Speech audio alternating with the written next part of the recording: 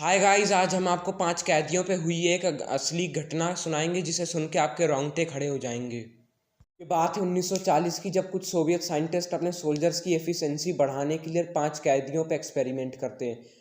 पांचों कैदी से कहा जाता है कि अगर तुम 30 दिनों तक तुम सबको चेम्बर में बंद रहना और जब एक्सपेरिमेंट हो जाएगा तब तुम सबको छोड़ दिया जाएगा।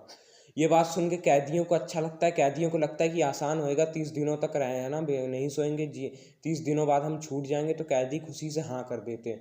उसके बाद पांचों कैदियों को एक एयर टाइट चेम्बर में लाया जाता है और उन्हें बंद कर दिया जाता है।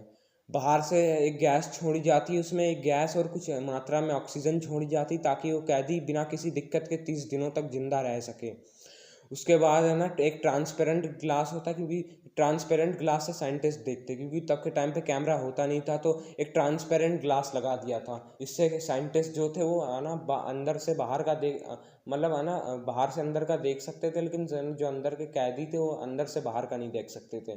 तो उसके बाद कुछ दिन तक एक्टिविटी बिल्कुल सही चली। एक हफ्ते तक कैदियों की एक्टिविटी बिल्कुल सही चली। कैदी एक दूसरे से बात करते, क्योंकि उन्हें खाना पानी सब मिल रहा था। उन्हें बस ये था, सोना नहीं है। उन्हें खाना पानी कपड़ा किताबें सब मुहैया कराई जा रही थी।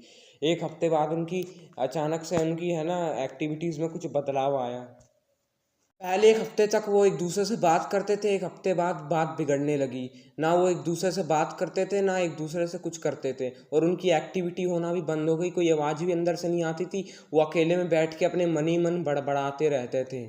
11वें दिन एक कैदी बहुत जोर जोर से चिल्लाने लगा। 3 घंटे तक वो बहुत जोर जोर से चिल्लाए, ऐसे लग रहा कि उसका वोकल कॉर्ड अब फट ही जाएगा। फिर कुछ देर बाद जब साइंटिस्ट उसकी चेम्बर के अंदर गए तो उसकी वोकल कॉर्ड फट गई, वो अब बोलने लायक नहीं बचा।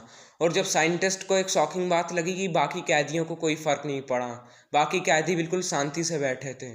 15 दिन बाद बात बहुत ही बिगड़ जाती। 15 दिन बाद वो कोई एक्टिविटी भी नहीं करते थे, और जो ट्रांसपेरेंट ग्लास उन पे नज़र रखने के लिए बनाया गया था, जो उन्हें किताबें मुहैया कराई गई थी, उन किताबों से ही उन्होंने है ना अपने मलमूत्र से उसे चिपका दिया। इस साइंटिस्ट उन पर कुछ नज़र भी नहीं रख पा रहे थे। तो साइंटिस्ट ने सोचा कि इनका इलाज करवा देंगे। इलाज करवाने के बाद जब ये ठीक हो जाएंगे, इन्हें वापस लाया जाएगा चेम्बर में। जब साइंटिस्ट अंदर गए उन्हें देखने, तो उनकी शक्ल देख के साइंटिस्ट को देख के ही डर गए।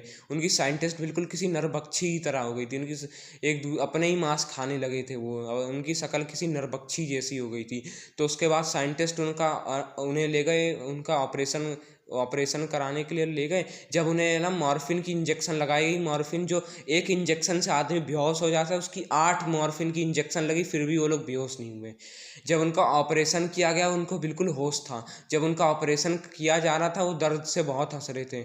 इसे देख के डॉक्टरों के हाथ कांप गए। फिर इसके बाद जो है ना, बाद में उनकी रिक्वेस्ट पे उन्हें वापस चेम्बर में डाल दिया जाता है। फिर उसके बाद साइंटिस्ट होते हैं कि ना इसे चेम्बर से बाहर निकाल ही देना चाहिए, ये एक्सपेरिमेंट बंद कर देना चाहिए। फिर उसके बाद उस टाइम का कोई डिक्टेटर होता है, डिक्टेटर कहता है ये एक्सपेरिमेंट बिल्कुल नहीं बंद होना चाहिए। असल में इनका कोई और ही मतलब था। इनका ये मतलब नहीं था है ना स्लीपिंग एक्सपेरिमेंट करना, इनका कोई और ही मकसद था। तो उसके बाद है ना, सब जो डिक्टेटर होता है वो कहता है साइंटिस्ट से कि है ना तुम खुद चले जाओ चेम्बर के अंदर, ताकि तुम कैदियों पे अच्छे से नज़र रख सको। तो उसके बाद जो साइंटिस्ट होता है उसको है ना घबरा जाता है। उसके बाद वो साइंटिस्ट है ना जो कमांडर होता है उन्हें भी गोली मार देता है, और जितने कैदी होते हैं उन्हें गोली मार देता है, और खुद को भी गोली मार देता है, ताकि है ना ये बात